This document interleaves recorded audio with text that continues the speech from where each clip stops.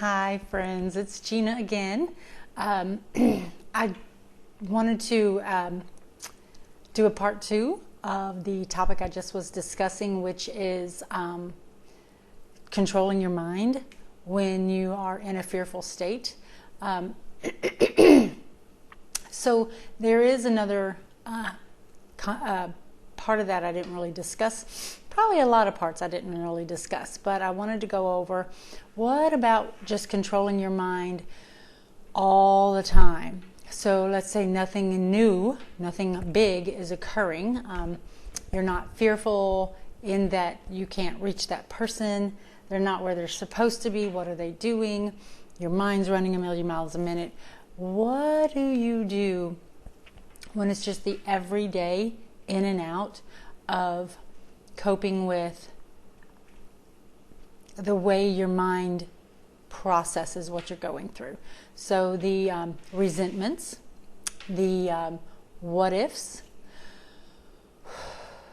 the gloom and doom, the whys, the why me. All of these are different topics that I intend to address eventually with my videos, but I want to talk about how to control your mind. So a lot of the same things we talked about in the last video will work, but I also wanted to just address the day in and day out of carrying this burden of having a loved one of yours that is an alcoholic or drug addict, and you are having to cope with a new normal. How do you do that? So in the last video, just real quickly, I'll recap. We talked about scripture. We talked about prayer. We talked about using your phone, making phone calls to people and getting involved in what they're going through. Not necessarily making phone calls so that you can talk about your problem and, why is this happening? Have you heard from so-and-so? Did you hear what so-and-so said? But actually calling and saying, hey, what's new with you? Maybe even if they ask what's new with you, say, let's not talk about me right now. I need to get my mind off of me. I want to talk about you. And that's okay. Just tell them why you've called. That's okay. They'll help you out. I'm sure they will help you out. So let me see. Doing the task in front of you. We talked about a lot of positive things to control your mind. But what about just the day in and day out? So one thing that I tried to do was not to write a gloomy future. So I didn't know how my life would turn out. I didn't know, and I still don't know, what's to unfold in the future, right? So trying to not go there, the future, trying to figure out what's going to happen. If this happens and this happens, then this is going to happen, and I don't want that to happen, and I don't want to go through this. And maybe something has already happened and it's very bad and it's tragic. Okay, so what's going to happen now? How are we going to cope? How are we going to deal with it? I just want to encourage you to try to not get over your skis. Try to not get too far in the weeds. I don't know what other metaphors I can use. To just say, live the day. Just, this is the day I have. This is the day the good Lord's given me. Maybe you have some tasks to do. You should do them. Maybe you've got some obligations to keep. Keep them. Maybe you've got some self-care that's overdue. Do it. And try not to trouble. So, it doesn't help knowing every detail. It doesn't help knowing a play-by-play, moment-by-moment situation. None of that is going to improve the situation for you. So try to focus your mind on what you can do to better your life, your situation, maybe the life and situation of your children. If you have still children in the home, maybe you have grandchildren and you want to do something with or for your grandchildren. Make plans, plan to do things. Have a life that is separate from the life of this bad situation or difficult situation. Make friends, make plans, make close-up plans like tomorrow or later on today, and make next week's and next month plans so that you can have things to look forward to, and then stick with them. If you make plans that involves this person in any way, then make yourself a backup plan. If XYZ doesn't come or doesn't call or doesn't do what they said they would do, this is how I will maneuver around that. Don't let your life be crushed, ruined, controlled by the behaviors and actions of someone that cannot control their behavior. So set yourself up for the best life possible. I'm going to say that again. Set yourself up for your best life possible. This other thing is going on, but it does not have to define you. So when it's all you think about and it's all you see and it's the only thing that you can focus on, then all the other good stuff gets obstructed. So I'm going to use just a simple little example for you, and this is going to be silly, but I just feel like it's a good one. I feel like it just came to me, so I'm going to do it. So like, if this is an obstacle, but I can still see everything around it. Let's say my life is back there and all the good parts, my job, my kids, my friends, my family, my church, my interests, my hobbies, they're all back there.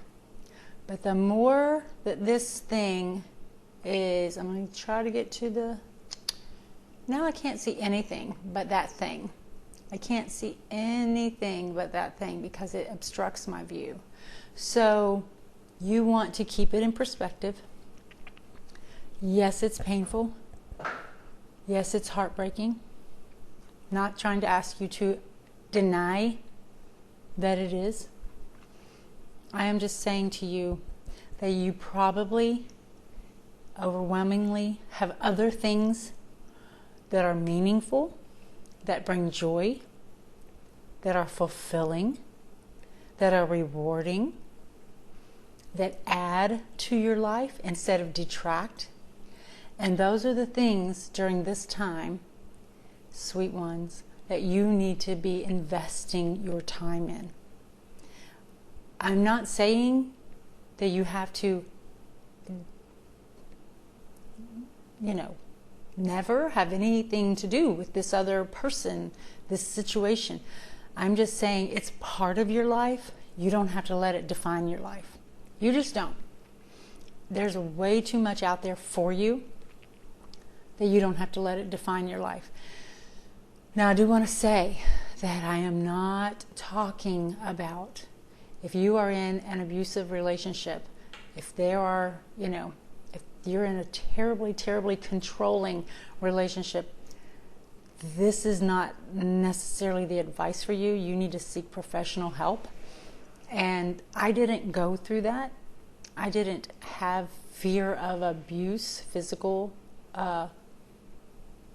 abuse. Of course, going through addiction with somebody is mental abuse, whether it's intended to be or not, it is. But I am just talking about choices that you can make. Choices that you can make and things that you can do to enrich your life so that you look back and that time is not a big black hole.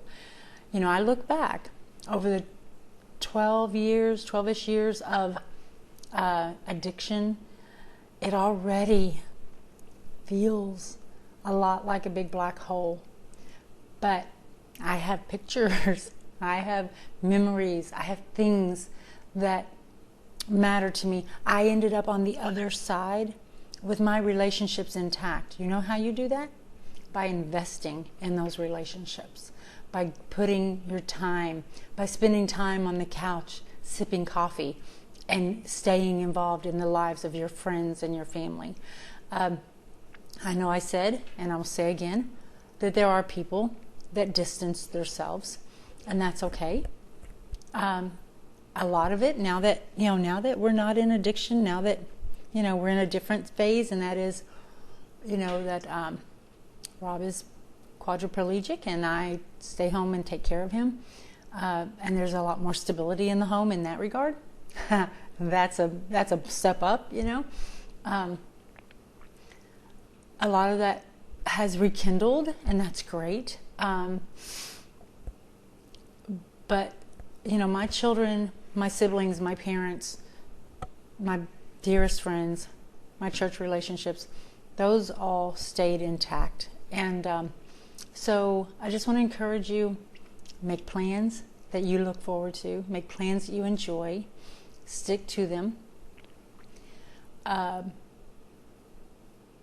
Don't isolate, and don't paint the worst scenario ever in your mind, because here's what you need to know.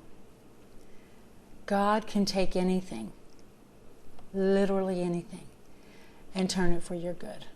You have to believe that. It doesn't mean that we're going to be glad that we went through it. That's not what that's going to mean. It's not going to mean that we're not going to wish it didn't happen. But we can come to a place where we can honestly live a happy, fulfilled, meaningful, rich life. It's a new life. It's a different life. It's not the life you signed up for. We'll talk about that in other videos. But it still can have its own meaning. And so don't paint the worst picture. You tell that enemy of your soul, that enemy of your future, that enemy of your mind, that God has a good plan for you. And He's doing His best to work it out for you. You have to participate. You have to get on board. You have to work with God in cooperation to be in it, in that best life, So I'm going to end with that. I hope this is helpful. If it is, please like. If you think it would help somebody else, please share. And comment. I'd love for you to comment if this content is helpful. I'd love to hear what you have to say. If you have other ideas, please let me know. And I'll see you right back here in the next video. Bye.